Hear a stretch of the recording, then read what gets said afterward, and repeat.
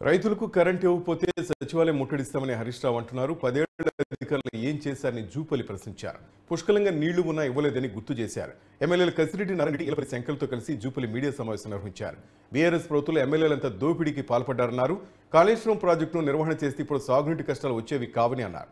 ప్రభుత్వంలో ఉన్నప్పుడు ఫోన్ ట్యాపింగ్లపై దృష్టి పెట్టారు తప్ప ప్రజల కోసం ఏనాడో ఆలోచించలేదని తెలిపారు.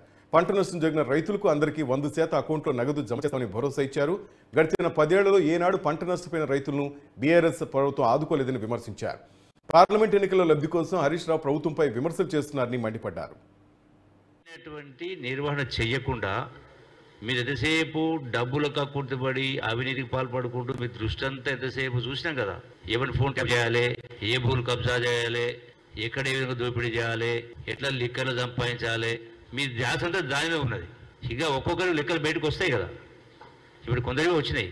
మీరు చెయ్యలేక శర్వాలు చేసి ఇలా దొంగనట్టుగా ఇలా మేమేదో వర్షాలు కురిపించలేదని, మేమేమో పంటలు ఎండబెట్టామని మాట్లాడుతూ ఉన్నారు. దీనికి సంబంధించి స్పష్టంగా ఎప్పుడైతే మన వడగండ్ల వర్షం కురిచి రైతుల పంటలు నష్టపోయడం జరిగిందో తక్షణమే ముఖ్యమంత్రి గారు స్పందించడం జరిగింది.